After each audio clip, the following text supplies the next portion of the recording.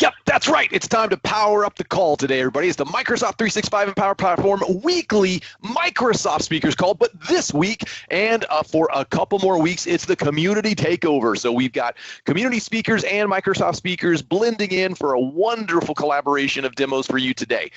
But first, let's talk about some things that we can talk about, right? It's like Talkception. We're going to get the latest updates and news from the Microsoft 365 and Power Platform community, some of the latest updates on events and initiatives. We're going to talk about blogs. So we'll, of course, have our favorite time, picture time with Together Mode. And then MK is going to be here. She's going to talk about bring your own model from Azure Foundry to use in prompt within Copilot Studio. So we're excited for that. And then Isabel and Steve are two SharePoint Hackathon contributors and winners, by the way, who had the most beautiful intranet homepage and video. So we're excited to see what they have to share with us about that entry and their thought process and all that good stuff around it. But first, let's talk about those resources that are available to each and every one of you. We've got a plethora of them, and that means a lot to us. Say plethora, a lot. Yeah, anyway, so we'll start with the Microsoft Community Learning Videos YouTube channel. This is a YouTube channel where we break all the rules in all the right ways. YouTube tells us, hey, y'all should probably post less because you can do more on your statistics by posting less. And we say we don't care, we're posting more because we got a fantastic collection of information to share with everybody.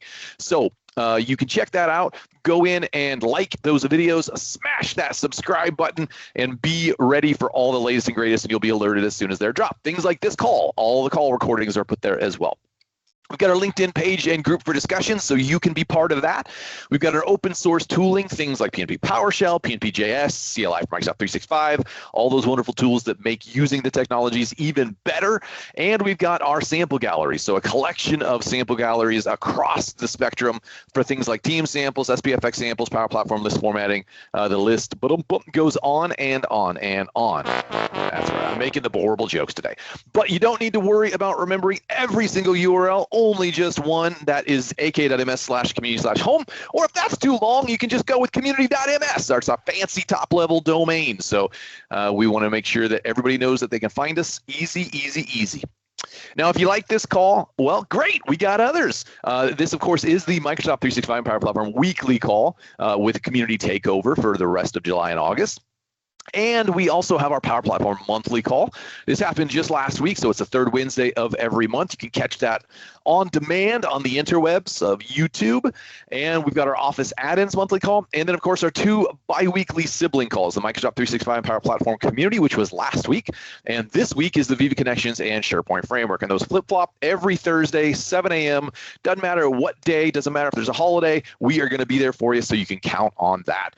You can get the recurrent invites from ak.ms/community/calls. And if you want to keep up to date with what the latest agenda is for each and every call, you can also do that at the meetup. So ak.ms/community/meetup will always provide you that agenda for the community. And if you're watching and you think, hey, everybody's showing off some really cool stuff. They're excited and they're passionate and they're wanting to share with the community. And I want to be part of that because it's just great to do. But will I have anything to show that anybody cares about? Yes, absolutely. Do not second guess what you've created. If you have something, a script, a demo, a practice, a process, those are all great things to share with the community. Don't second guess thinking, well, I have to make time travel possible to show off something on these community calls. Nope, you absolutely do not. So don't hesitate, fill in the form, ak.ms/community/request/demo. I know it sounds like it's going to be a slasher film, but it's not. But we want to make sure that you're well taken care of. We'll reach out to you, we'll get it scheduled. And if you need a buddy, hey, let us know. We'll buddy up with you. We'll craft the presentation together, and we can even present with you if it's your first time and you're a little nervous, and that's okay. We want to make sure that you're welcome and empowered. So definitely get involved.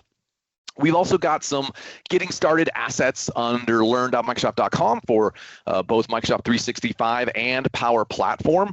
So these are always a great place to start if you're kind of new into the community or the technology. These are also always getting updated, so you can absolutely take advantage of that. Or always go look for the new stuff that's getting added. And a lot of the teams at Microsoft work very hard at providing new things all the time in and around all the new technologies that are coming out. So definitely check that out. And if you need inspiration, we have our samples. So we talked a little bit about that. There's almost 2,500 samples that are available by the community. So that's because of all of you. So I think applause are in order, right? These samples are only possible because of the work that you're all putting in and the fact that you're willing to share them with the community. So we thank you. We're excited to see this get up to 2,500 and even more. And you can get all of them across all the different repositories from GitHub at one location, ak.ms/community/samples. And if you have a sample and you say, hey, well, guess what? I want to share it. Well, we want that too. Our Sharing is Caring program is here to provide you that support. Everybody's kind of taking vacations right now, so we're trying to work in and around that, make sure everybody gets that rechargeable opportunity to recharge those batteries.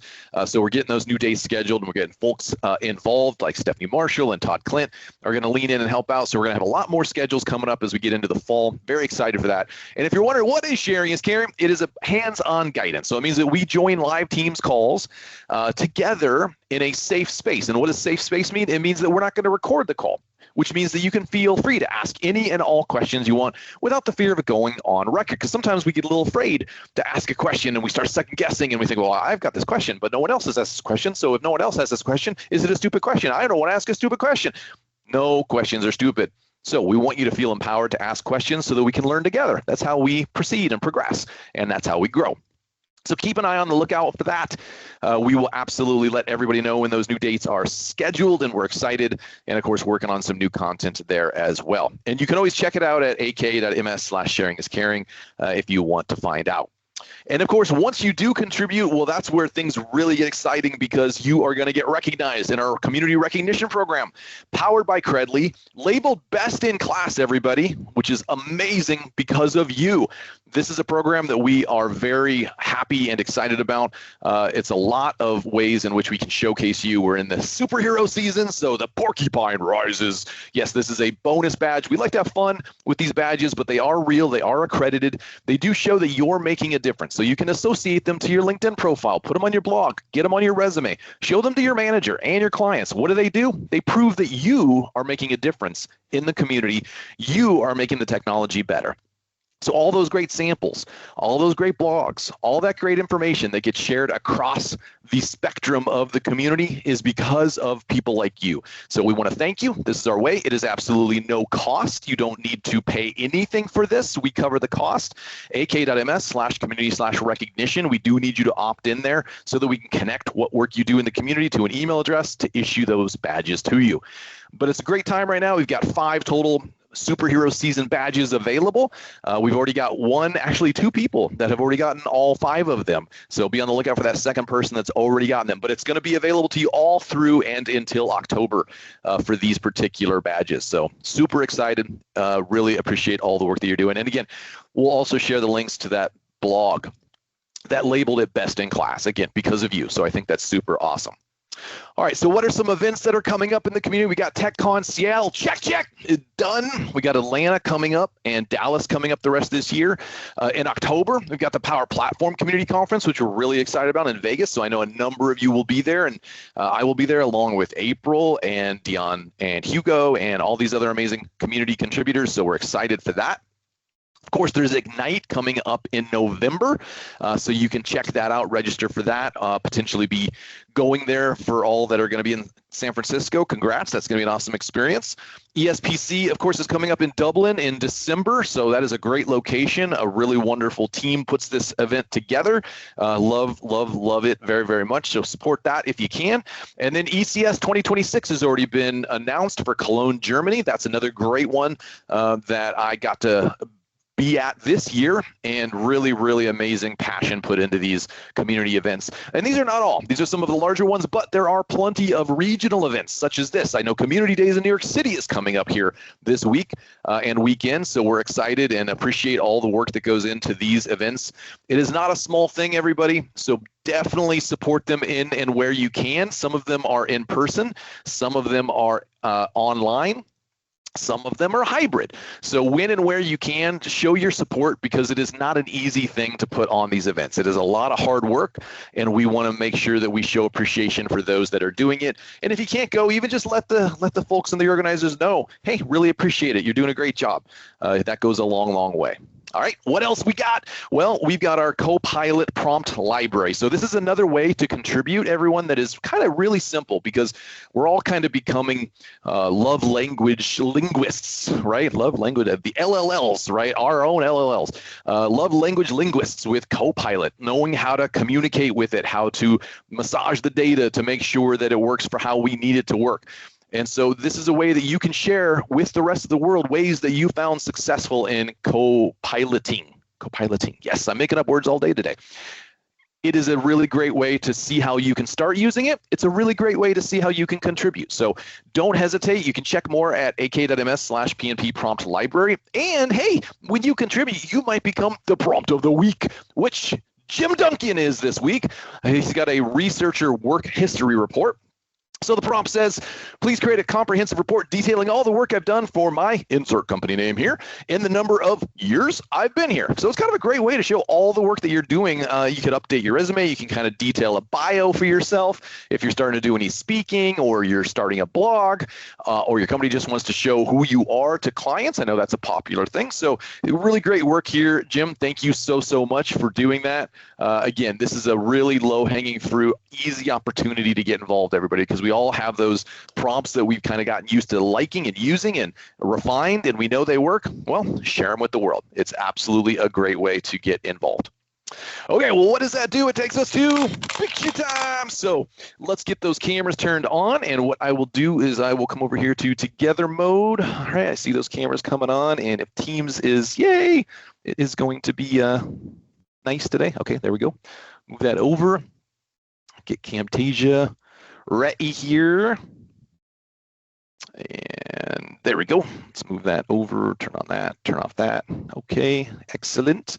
All right, we are doing good on time because we only got 2 presenters today. I see MK there. I see Todd. He's wait, Todd is he? Let me see. Is he right there? He is. Hi, Todd. Hi, Todd. Okay, so we'll give everybody another minute or so. All right, there's Stephanie next to Todd. Steve, all my favorite people are here. Awesome. All right, let's give it just another second, everybody. I know those Teams cameras are sometimes a little delayed. All right, let's do the countdown. 3, 2, 1.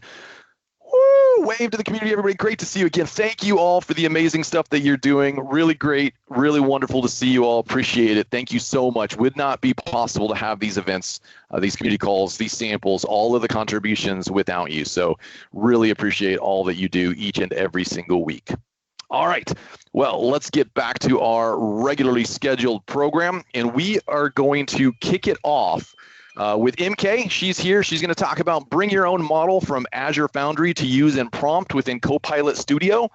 MK, if you'd like to take on over the screen, it is all yours. Absolutely. Thank you so much, team. I love the energy this morning, everyone. Good morning and good evening from wherever you have joined from. I am MK Bajwa. I'm so excited to today present to the community. So just give me a second. Let me go ahead and share my deck. Yes, as I said before, this is my LinkedIn. Feel free to contact me if you have questions after the sessions. I'll be so happy to take them. I'm MK Bajwa, and today we are going to be talking about bring your own model. And as fancy it sounds, it's something that's very much now possible, and it's something that is bringing both Copilot Studio and Azure Foundry together with amazing ecosystem of thousands of models that are today present in Azure AI Foundry. And as part of today's session, there are a couple of things that we are going to be covering. Overall introduction of AI tools, what is Prompt Builder, and how you can bring your own model. And in the end, we will be doing a very quick demo. And I know demo is our favorite part, so I'll be skimming through most of the stuff, but we'll keep sufficient time for demo so that we get to spend and see each and every step in the screen so that you can reference that later on. Overall AI tools, I would say that we are in a growing ecosystem of agents and AI, where right now, as you would have seen this number by Satya at Build, we have 230K tenants that are currently building agents, and agents are growing at rapid scale. And as of May, there were like more than 1 million agents that were outside around the ecosystem. So the way people are adopting it and what we see on social media, I think it's just going really high at a lightning speed. And when we talk about agents and how these things come together. We love our Copilot. I think Copilot is my best friend. I think anything I have to do, which includes writing my emails to my boss, are all done on Copilot. But how are these Copilots working with agents? They are working with agents because these agents are created on Copilot Studio, and these are connected together, which gives us access to different ecosystems that are out there, where when you are working on your Copilot and you're working on your app, you can actually connect to an agent that was created on Copilot Studio and work on a specific task. Like, for example, there can be an agent which is very specific to HR related queries. There can be an agent which is very specific to leads and opportunities. So when you are working in your Copilot, you can connect with an agent for a specific use case and work with it. And how these agents are made possible, they are very rich in terms of data, and what you are going to be asking them is because they are grounded with two different things. One is knowledge and other is action. Knowledge is what are you asking this agent to ground themselves on, which is like when I'm asking about HR or certain areas, these are some list of SharePoint data that I want you to reference to. And it can be something else as well, but you are grounding yourself with a very specific enterprise grade knowledge. And the best part of it is that whatever you're training, whatever you're giving it to your agent, it's absolutely contained within your enterprise itself, which is like you are giving access to an agent within your organization. You're training it with a data from your organization. You're giving it access to certain knowledge sources, and it will give you answer basis that, which means that instead of searching and looking through 20 different docs that we hate and searching for the right question that we want to ask, you are just connected to that knowledge source, and now you can ask your agent directly. Second part of it is actions, which is something that allows you to take an action. And that's something that we will be talking about a little more in detail, because I'll be talking about very specific action called prompt builder action. So what is prompt builder? Prompt builder is an experience which is part of your apps, workflows, and your agents. It's a very natural language way of defining how your prompt has to look like. And because we are right now in an AI world where building an agent and everything sounds very overwhelming at certain times, and prompt builder comes at a place where on your left side you just write your instruction in a natural language, in a very simple language as possible, and it builds an action based on it. And when you are connecting that with your agent, you're connecting that with your existing workflow, or you're connecting that to an app, it always talk to this prompt builder action in order to give you a response. Over here on your screen, what you can see is how this prompt builder action looks like, and we will see that as part of a demo as well. Where on the left side, as you can see, are the instruction panel, where you will be defining how your prompt has to look like. And you can define what are the input sources it should look for. If it is text, document, it also goes to knowledge sources as well, which is Dataverse and many more as it expands. Below, you also have your draft with Copilot, which is that you will just define what problem you're trying to solve with a prompt in a natural language, and it will create a very detailed prompt for you. And I have used it personally multiple times, even for today morning's demo, right? So it really brings out a lot of things in detail. It can give a very good instruction as well. You can go ahead and tweak it later on, but Draft with Copilot is always a great place to get started on in case you have not used Prompt Builder before. And below are also certain templates. And as you can see, you see these three boxes below. Over here, there are more than, I think, so if I'm not wrong, more than 40 to 60 templates that are out there. You can just select. Most of these use cases are already covered. So you can select and build on one of those, select them, and try to get an output out of it. On right, you get your response. As soon as you're building your thing, you can also test it out. You can see how the response is going to look like. You can get response in a text and JSON format, depending upon what you chose. And on top, the favorite part of today's discussion, the model. model selector is also there. We'll get through it when we go into the demo, but wanted to give you a very quick overview of what prompt builder is and what value it brings to an agent. The agent that is built on two strong pillars. One is action, other is knowledge. Prompt action comes in very handy to allow you to take an action, get an information in your desired format. I think the most important part of it is that in certain areas, we are always very concerned about how this response is coming. I want this response to always come in a certain format, and it becomes very tricky to explain or have that response consistently coming in the same format.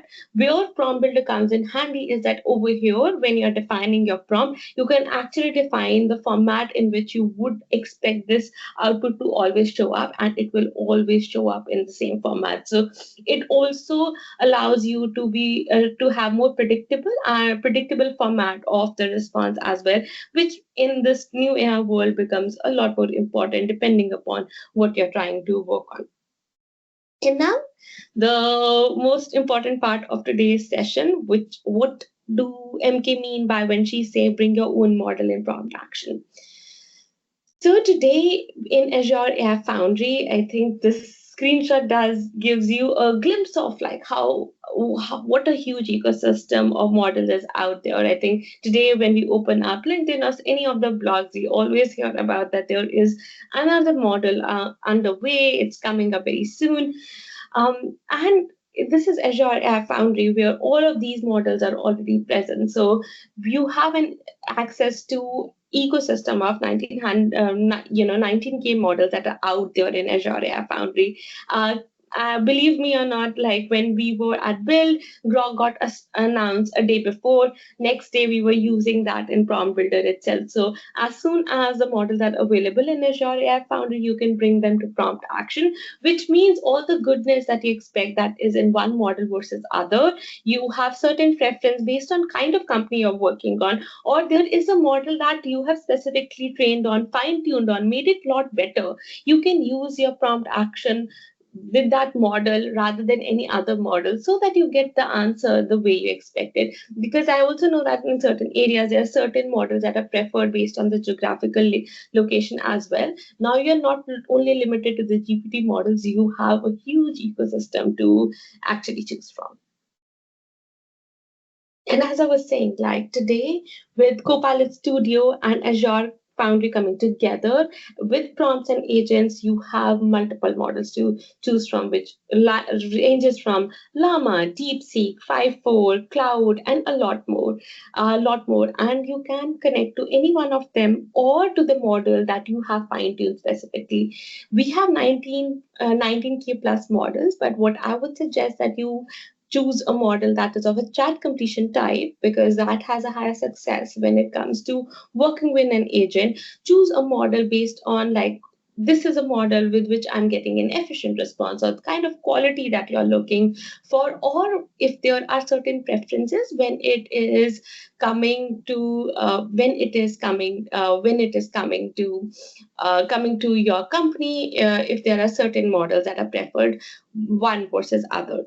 So you have these things to choose from, which has been a blessing. And I have loved playing around with each of those models because all of them have their own strengths. Certain models are very good with reasoning. Some are very good with giving you answers when it comes to mathematical calculation. Certain are very good when it is about structuring the response in a good format. So you can go ahead and play around with multiple models that you have and choose the one that suits you the best.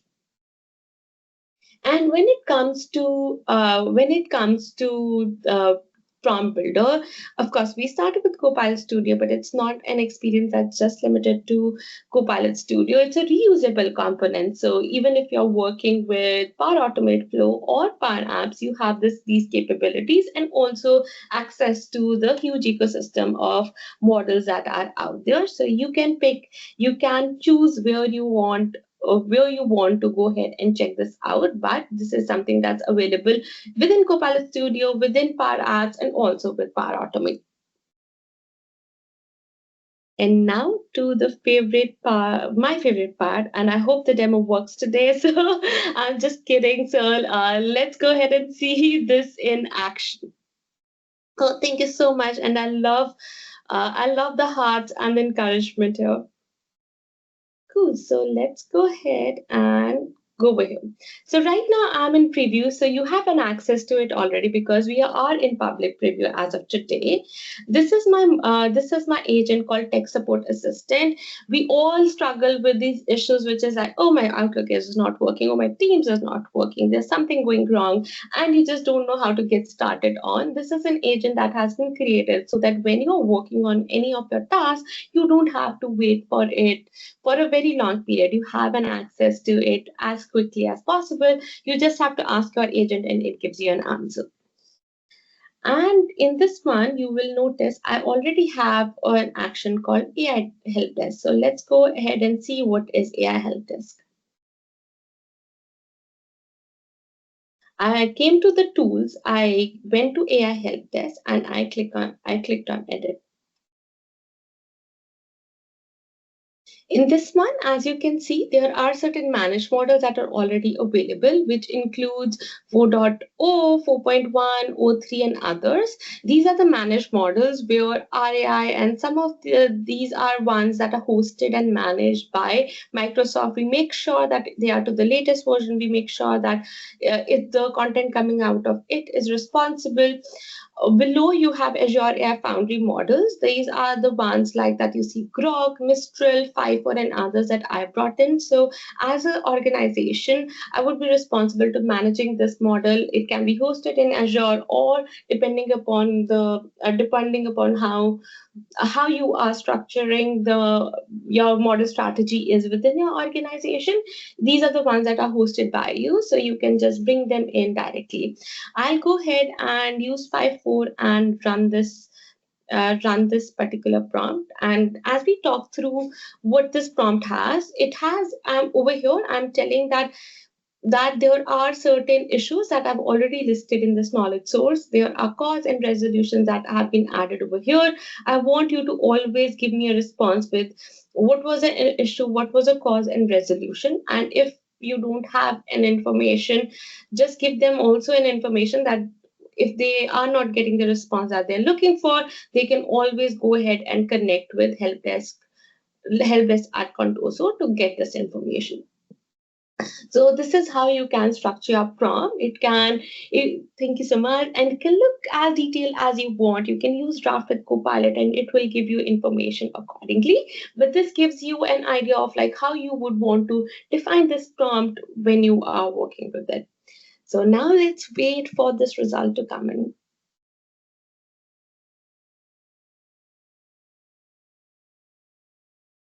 As you can see over here, it told me that, this is the structure it's going to do. It gave me an example. Like, as you saw that over here, I defined that this is what I want you to do, issue, cause, and resolution. Over here, it gave me an example that cannot log into the system, likely cause, what the resolution is going to look like, same for Outlook and others as well. So, okay, I love how 5.4 has been responding to it. It gave me a good example and I'm loving it, but because I have so many options, I'll try one other as well. So as you can see, it's so easy and super quick. So let's use Mistral, and let me, as the response comes in, let me also show you how you can connect your Mistral model, any of your models as well. Generally, when you want to connect with any of your models, how this model came into my dropdown. Let me walk you through that process as we test it out. Once I click on plus icon, I see this particular form, which gives me option to add my deployment name, my base model, and URL. This is information generally you get very easily in your Azure AI Foundry. Like, for example, this is my 4.1. Over here, you can see I have the URL key, my name, deployment, and all of this information is already available for me because I have access to this model. And what I am supposed to do is generally copy paste all this information and click on connect, and your model will get connected to it. This is an option that you have. If you want to test your model, whether the connection has been successfully made, you can check check mark it. If not, you can also unmark it. So you can give this, you can add this information from Azure AI Foundry directly, and you can go forward from there. Very soon, what is coming up, how this entire page is going to be evolving, and some of you guys will start seeing it in your regions depending upon where you are, is that we will start showing you all the models that you have access to directly, so that you don't have to type up all the information that's out there. You just have to make a selection to one of those models and add that in. You will still have an option to go ahead and connect with a very traditional way as well, because we don't want to take that option away from you. But now we are going to be making it very easy for you to connect with the models. So now let's go back and see what response came out back from Mistral. So as you can see, Mistral also responded very quick, very fast. I see it going with the right mindset with instruction, data references, and other. Mistral being its own, it also gave me a lot of information in a JSON format just to tell me what went behind the scene. And that's it. Like, it gave me how it's planning to respond to it and the JSON format. I like 5.4 response a little better, so I'm going to go ahead with 5.4 and save it.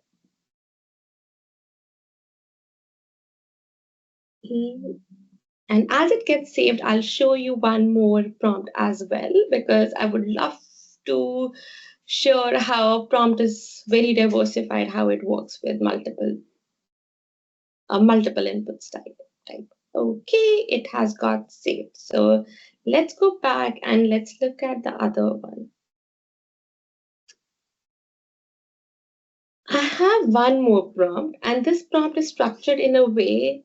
Many a times when I have any tech issue, I am mostly sending screenshots to people saying, oh, I'm facing this error, and which can be a case for many folks. So this is one that I've structured saying that, like, analyze my image, provide me insights, and give me answer that what is the image saying, what are the debugging insights, and if there are guidance and others. And you would say that, MK, you said, you can work with images and documents, but I don't know which are the models that are great with images and documents, because do you expect me to know every model and what it is capable of? No, it's good that you know about it, but it's not an expectation, because as soon as I add image or document as part of my input, by default, all the models that are supported, that support images, are the ones that are shown enabled, so that you make that choice very correctly and go forward with it. We will be disabling the options that won't work, make you successful if you save with it. So it makes it easier for you to select the ones from the ones that are available. So in this case, this is my second prompt out there. So now let's go back to the agent that we were just talking about. So now I told you about this issue. So today morning I was in Teams. So let's say issue with Teams. Can you help me?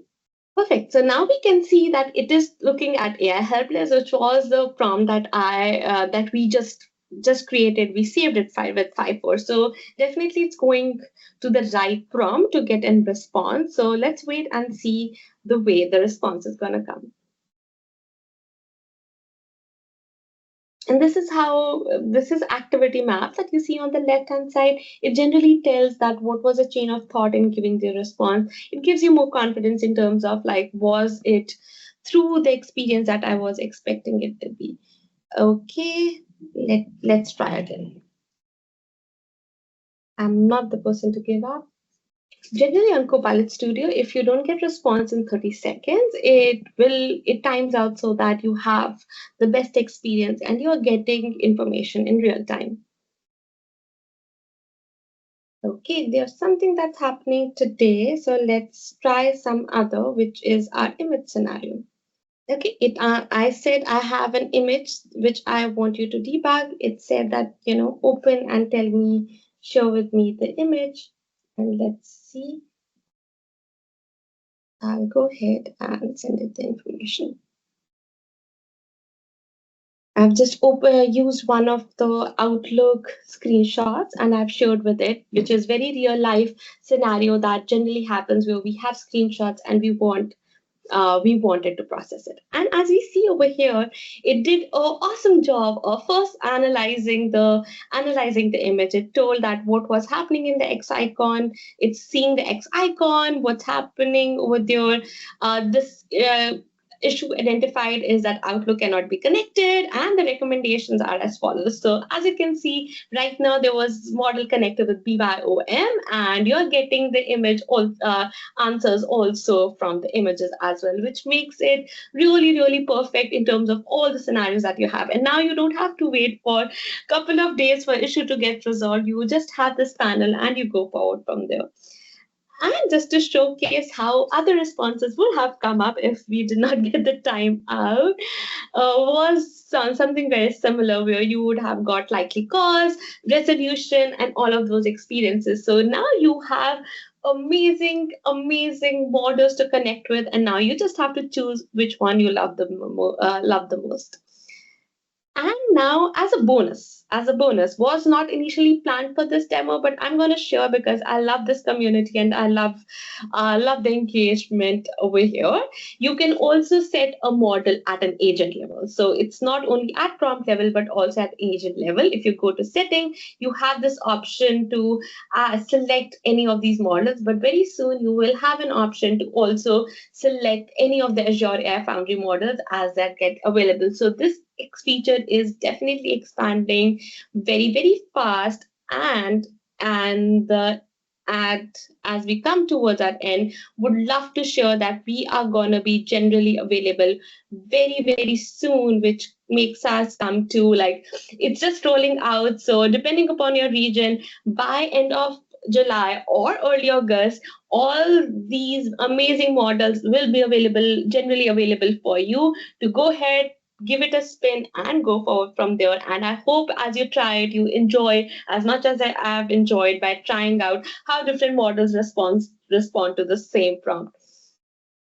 Awesome, MK. Very cool. Thank you for sharing that. Steve and Isabel, feel free to start taking over the screen while I get you introduced. But yeah, that's super exciting because it really is making Copilot an equal opportunist to models of all sorts and kinds. So it's going to expand it, and I'm excited. That's very cool. So thank you for coming to the community and sharing that really great stuff. All right, next up, thanks. Awesome. Next up, we have Isabel and Steve. They are SharePoint Hackathon entrants from Quisitive. They also are Hackathon winners, most beautiful internet homepage. And so we are excited to see what they have to share with us about that. And Isabel, I see you took over the screen. Take it away. Sounds good. Can everybody see the screen? Yep. Perfect. Sounds good.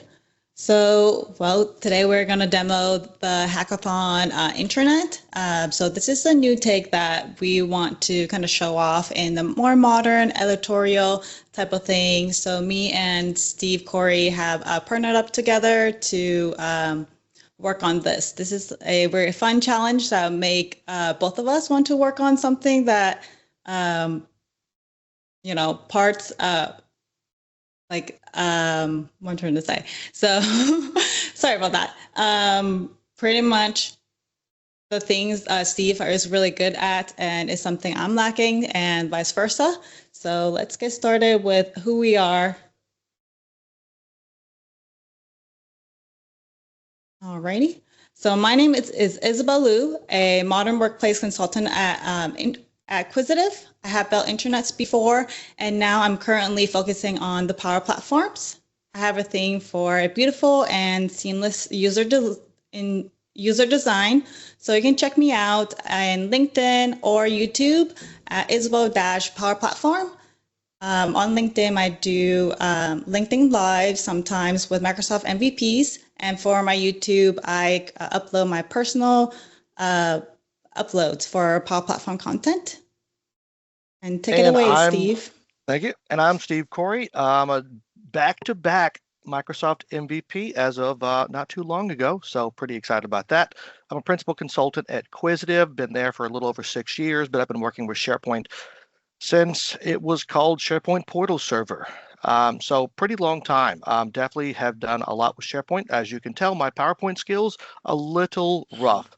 The alignment kind of stinks there, but at least you could see where I'm active on social media. I have been known to make a couple of YouTube videos here and there, so check me out there. Connect with me on LinkedIn, or check out my website. But let's go ahead and talk about what we've done here. So we had to come up with a theme for this. We wanted to go for the beautiful intranet category, and we had to find a place, a starting point. We had a blank site. We needed some sort of inspiration. We did come up with kind of a technology theme with Asimov Robotics. We needed something to get inspiration from.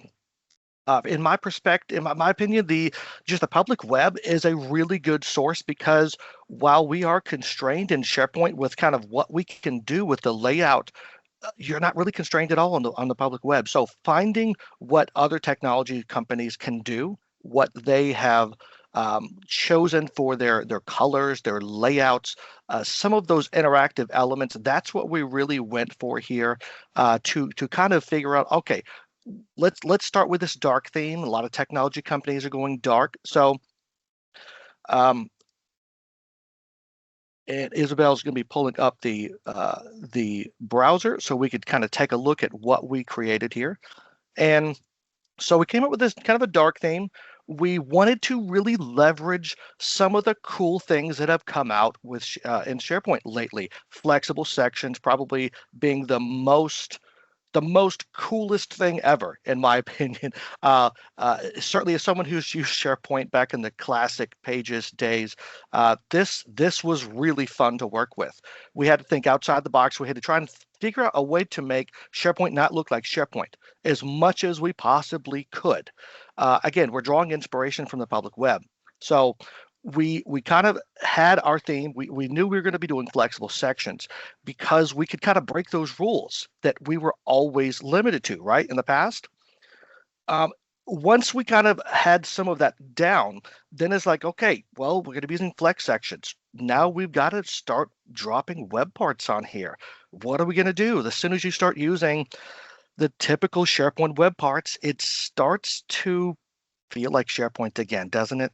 So I thought, what can we do to make web parts people don't really see as much anymore? What can we do to visualize data that we don't see that much anymore, or we don't see as much anymore?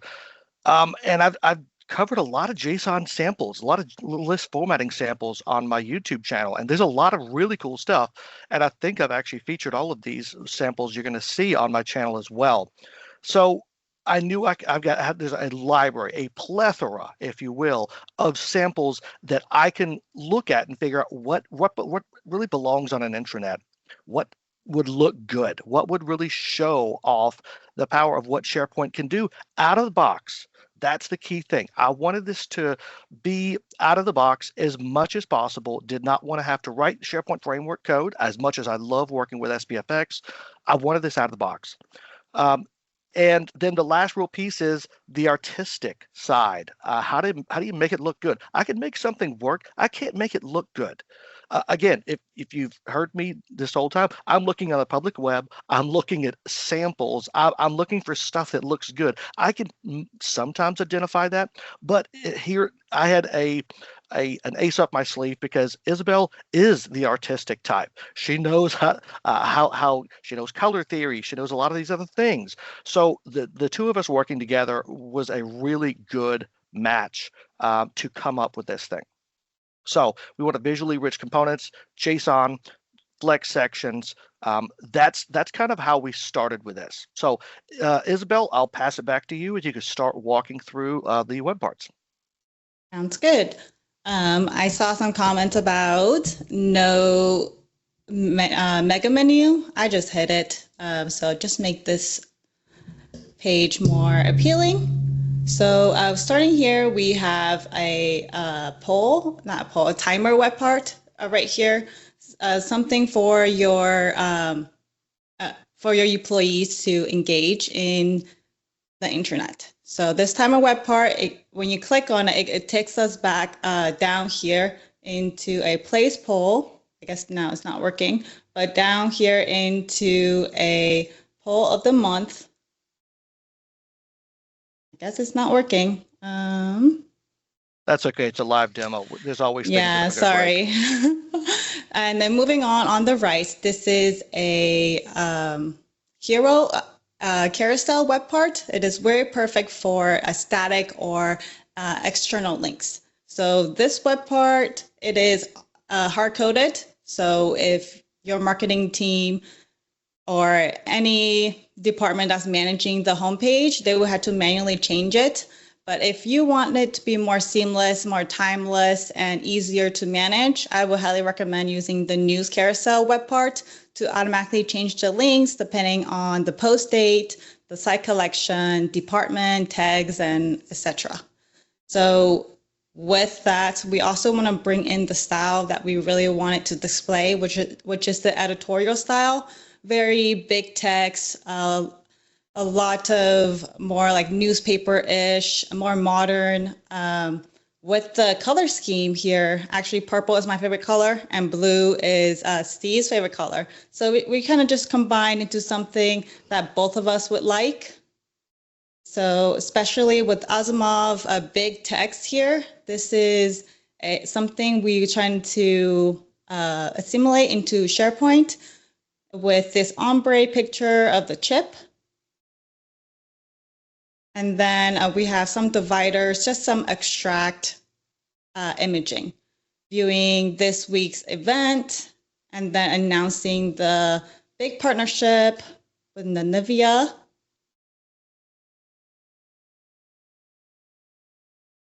And then right below here, we have a really big contrast with the dark purple and the white background here. Not to mention the yellow color and purple are complementary colors. So down here, we wanted to add some news. So every company, I would say in consulting, most companies want to produce news. So before we actually created the Intranet, we have brainstormed what are the must-have web parts that we really need in this Intranet. We got news, we got quick links. Every Intranet needs a quick link because there's just some things people ask for the links all the time. And then moving down here, we have just events for this week. So with this, we have used the new cards. This is called the editorial card, which is perfect with it. So you get to change the icon or how it gets clicked. And right below it. Also one of the new features too. That's another new one. Right, that is correct. Right below we have the text web part. Just a little brief about what it is over here.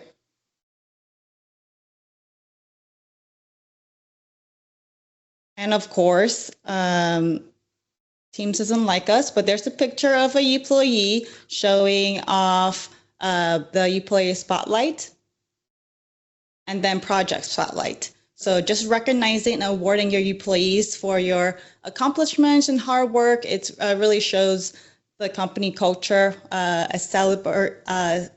celebrating milestones, successes, and contributing to your company's mission.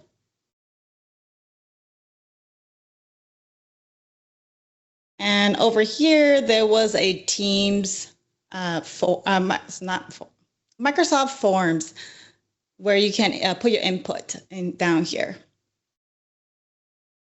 And then I am going to pass it to Steve. All right. Yeah, it's interesting that Teams is redacting parts of our intranet. I'm not sure what it's afraid of, but it's all sample data, folks. It's all good. So we're going to continue anyway and talk about some of these other things here. So employee praises. Well, first, let me just add a little bit more to that poll. This was to collect feedback on what users think of the intranet, what things they would like to see, what features they would like to see. It's a really good interactive element so that we can get feedback, so that the site owners can ensure that what people want to see gets added to this thing, because it needs to be interesting. It needs to be useful to the users. If it's not useful, people are just going to stop going to it, right? It's just like at that point, it's kind of like a regular internet that I've seen. But moving on from that, and we were using Forms. Forms doesn't really embed as cleanly as I would like. If we were to go for a more polished look, SharePoint Framework would be a great option to have that clean, more native interface. And maybe triggers a workflow. But let's move on to the employee praises. So this is one of the samples that I had used because I've seen it before, I've demoed it before, it looks incredible. And I was just having a conversation yesterday afternoon about something like this. An employee praise system like this can be completely free to do. It wouldn't have to cost a company a dime. And they could recognize people who are excelling in their job, doing really well, making a difference in the company, and they could be recognized front and center on the intranet. Really, really low effort, high reward thing. It would encourage others to excel as well because they know they would get recognized. So having something like this, I feel, was really important to be able to shout out people who are doing great. I did have, with all these different samples, I did have some minor adjustments to the JSON. Now, this JSON sample is actually, there we go, is the praise cards. It was created by Tetsuya Kawahara, who is one of the maintainers of the list formatting repo here in the community. So he's made a lot of these things. So shout out to him for this thing. It is really cool. It's very easily customized. In this case, I think I did some CSS tweaks just to try and clean up the layout a little bit so it looks a bit more native with how we had it positioned in that particular section. So let's see, moving on. We have the, I used the same sample twice. This is from April Dunham. I already saw her in the chat. Thank you, April. This is the birthdays sample, and I actually just used it for two different things. So we're using it for birthdays, we're using it for new employees. It's really the same list structure. It's just changing the data around. What date are you going to be displaying? I was able to change the icon in here. I was change some of the text, so it would be a little bit more relevant. There's email links on these as well. If you click that envelope, it would have launched an email with a customized subject. We can change the subject as well. And so we were able to get double the value from one single JSON sample. I did not have to write code. I used a sample that was already there, completely free to use, tweaked it for my needs. Again, probably a little bit more CSS tweaks and a little bit of JSON formatting tweaks, but I didn't have to write TypeScript, didn't have to compile anything. I didn't have to deploy anything to the app catalog. This is something that an end user can do with very, very little effort. So we have a lot more recognition here. Birthdays, I mean, granted, birthdays, it's a little controversial, maybe. Some people love it, some people hate it. I don't know that there's any in between, depending on whether they want the attention or not. I'm the type, I don't want the attention on my birthday. I don't want to advertise it. I want none of the attention. Just let's treat it like any other day. And I just hope that no one notices every single year. That's me. Maybe you're on the other side. But it is good to kind of throw that out there. Anniversaries, same thing. In this scenario, I've got these pulling from a list right on this site. In a production scenario, you're going to want to pull from HR data, right? You're probably going to want to maybe sync this from using Power Automate, maybe from your HR system, something like that, so you're not having to manually maintain this data. If you wanted to pull it live, at that point, you'd pretty much have to have a different solution. It would need to be maybe Power Apps, maybe certainly SharePoint Framework can do it. But at that point, you're just a lot heavier of a lift. In this case, we wanted something simple, and of course, it wasn't just a demo. So we had just sample data there. But just know for production use, you would want to go a different approach. Now, the employee praise one, though, that one could be used just as is, because you're going to have maybe a form, maybe just using Microsoft Forms to allow people to submit people for recognition. Maybe it's Power Power Automate that's pulling from a Teams channel post that's populating this. So this is actually much more appropriate for production intranets. And again, you don't have to be a rocket scientist to develop this thing. The sample's already there. Then the FAQ is the last one we've got here. This one is from Anand Vadivela, and I might have butchered your name. If so, I'm sorry. But it is a really, really cool accordion section. You can change how this thing looks. You could change the grouping. I've talked to a few people already about how they'd like to change this around to kind of do other things. Now, this was before the new AI-based accordion web part came out. If we were to do this today, I probably would be looking at that AI accordion web part. I think it's still in preview right now, but I would be looking to see, is that good looking enough to meet our needs? If so, I'd 100% use that. Otherwise, this one, you've got the JSON code. So unlike the out-of-the-box web parts, you could change pretty much everything about this thing. If you want certain colors, whatever you want, you can do all that just by tweaking the JSON formatting. So we've got all these different web parts that we've pulled together. We've got we had to record all this. We put all this whole thing together and ended up winning the best video presentation award during the hackathon. Really, really cool thing. I was actually at MVP Summit while the announcement was going on, so I was actually surrounded by Joao Ferreira and a few other people who had also submitted. So it was a very social experience for me, and one that I'm not going to forget. It was very, very cool meeting all the different people, both on LinkedIn and in person, who had submitted for this. And we got to, connect. We've talked about our solutions. We got a lot of good ideas for what we're going to do next. And going through this experience personally for me, it really changed how I start to think about making intranets in the future, designing pages, because I had to push myself. I had to challenge myself to think outside of the box, to think, what can I do that could be award winning? What can I do that would stand out visually? What can I do that could make me write less code and leverage the community more? So that's my takeaway from this. Isabel, any parting thoughts before we wrap this up? All I gotta say is really fun. I would love to do it again. We'll see, maybe next year, maybe we'll win it or not. So this is something really spark my interest again of making everything beautiful as I love. So at heart, I am a creative. So this is something just after hours, I don't work on this, but just really love the experience and overall and the whole community's response. Absolutely. Highly recommend it for anyone. The next time this hackathon comes around, get on it. It's fun. That does it for us, though. David, back to you.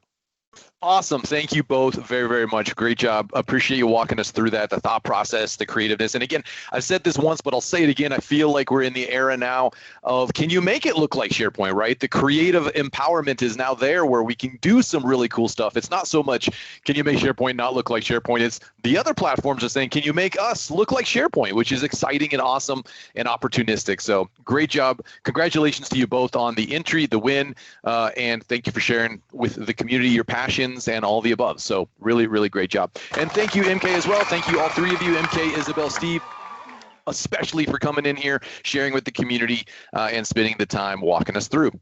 All right, so let's wrap this up, everybody. Next Tuesday will be another amazing call. We're going to have DC here on upcoming changes to classic publishing sites. We'll have 2 more SharePoint Hackathon demos. Gaurav is going to cover the Contoso AI Hub, and then Kunj is going to talk about incident management systems. So we got a couple of entrants there we're going to see more about. Excited to show them our appreciation. If you're not in the Discord server, you can be. It is absolutely free, and you can wow your kids that you know what Discord is. So don't hesitate. It's a wonderful way to kind of have a one-stop shop for multiple areas of the community. And last but not least, let us know what you think of these calls. Let us know if there's some improvements or if you like what you're seeing. That's all okay too. Positive feedback is a thing. We love to hear what's working and if you're enjoying it, because we want to make sure that these are valuable for each and every single one of you. So you can do that at ak.ms/community/calls/feedback/everything. All right. Lastly, recording will be available in 24 hours on the Microsoft Community Learning YouTube channel, usually less than that. Go smash that subscribe button, aka.ms/community/YouTube, so you will be alerted as soon as it's available. You can also see everything on LinkedIn, Blue Sky, Twitter X, all the above. The next call will, of course, be 1 week from today. Same bat time, same bat channel, July 29th, 8 a.m. Pacific. Of course, you can download all the recurrent invites from ak.ms/community/calls. Thank you again, everybody. We'll look to see you either next week or this Thursday is another call. Thank you all for being the amazing presenters and contributors you are. We'll see you soon. Bye-bye.